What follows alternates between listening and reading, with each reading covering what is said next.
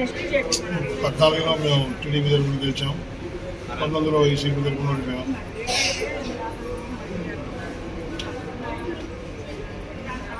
మా ward ration dealer Abdullah,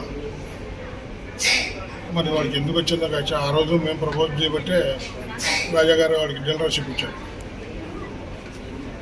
మరి ఎందుకు వచ్చిందో కక్ష నాకు అర్థం కాలేదు. పొద్దున్న కాఫీ తాగి నేను కోలవాసు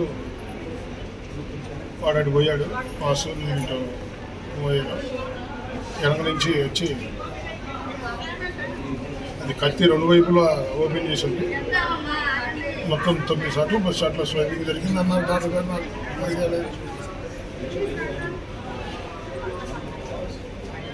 గవర్నమెంట్ మారినప్పుడల్లా ఖర్చులు మార్చుకుంటూ వెళ్తే నాయకులుగానే ఉంటారు, కార్యకర్తలు కుటుంబాలు నాశనం అయిపోతాయి. అది మరి ఎందుకు చేశాడో వాళ్ళు తెలుసుకోవాలి. మేము కూడా కక్షపూరితంగా చేసేటట్టయితే 5 సంవత్సరాల్లో చాలా జరిగాయి. మరి వాళ్ళు అర్థం చేసుకోవాలి. ప్రభుత్వం మారినప్పుడల్లా నాయకులు బాగానే ఉంటారు, చేయించేవాళ్ళు బాగానే ఉంటారు, చేసేవాళ్ళే కార్యకర్తలు నాయకులు చోట నాయకులు అమ్మాయిలు అయిపోతారు. అబ్దుల్లా గారు మరి ఎందుకు చేశాడో వాడికే తెలియాలి. నేను కాకూడదు అనుకుంటే మా ఎమ్మెల్యే గారితో చెప్పి ఆ రేషన్ డిపో ఎప్పుడూ చూపించాను. ఆ రేషన్ డిపోలో అన్నీ అవకతవకలే, ఇప్పటికీ స్టాక్ లేదు వాడి దగ్గర. మరి ఎందుకు వాడికి చేయాల్సి వచ్చిందో చేసింది. నేను చెబుతుంది ఒకటే, ప్రభుత్వాలు మారుతుంటాయి, ఉదయం సాయంత్రం ఉదయం లాగా. నాయకులు బాగానే ఉంటారు, కార్యకర్తలు అర్థం చేసుకోవాలి.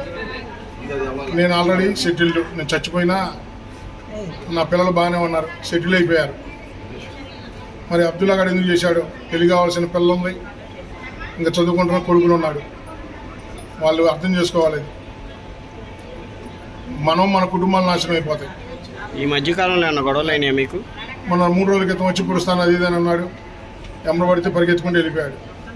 అది వెనక నుంచి వచ్చి పొడవడం జరిగింది జాహానివరం దగ్గర, ముందు నుంచి అయితే జరిగేది కాదు. బెదిరించినప్పుడు మరి పోలీసు వాళ్ళకి ఏమైనా చెప్పారా? లేకపోతే చెప్పాను, కానీ ఏదో ఆకతాయితనంగా మేమే వద్దన్నాం. మళ్ళీ ఎందులే వాడందరూ వాడు తెలుసుకుంటాడని.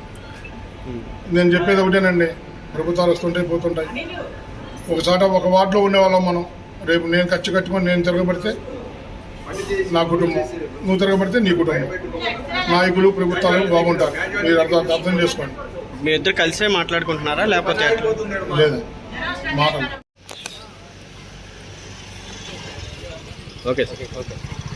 వనాల పట్టణ ప్రజల నమస్కారాలు తెలియజేసుకుంటున్నాను. ఈరోజు ఉదయం జాహ్నవి హోటల్ దగ్గర కాళిజాసు సత్యనారాయణ అనే అతన్ని అబ్దుల్లా అనే అతను కత్తితోటి పడవటం జరిగింది. వెనక చిన్న ఒక 4 వికెట్ల, అదేవిధంగా లెఫ్ట్ హ్యాండ్ దగ్గర, విధంగా చెస్ట్ దగ్గర కొంచెం, అదేవిధంగా 2 కాళ్ళ దగ్గర, మోకాళ్ళ దగ్గర. ఇమ్మీడియట్లీగా సమాచారం అందిన వెంటనే ఘటనా స్థలం ఇమ్మీడియట్లీగా మేము రావడం జరిగింది. అందరు స్థానికుల సహాయంతో గవర్నమెంట్ హాస్పిటల్ కూడా తీసుకొని వచ్చాం. ట్రీట్మెంట్ జరుగుతూ ఉంది. డాక్టర్స్ కూడా చెప్పడం ఏ విధమైన ప్రాణాపాయ స్థితి లేదు, ఇబ్బంది ఏమి లేదు, చికిత్స చేస్తున్నామని చెప్పడం కూడా జరిగింది. దీనికి గల ముఖ్య కారణం 16వ వార్డు ఇన్ఛార్జిగా వైఎస్ఆర్సీపీ మన ఇతను కాళిదాస్ సత్యనారాయణ గారు ఉంటారు. అదేవిధంగా అతను ఫ్రెండ్ గతంలో ఎస్కే అబ్దుల్లా, ఇద్దరు కూడా ఫ్రెండ్సే.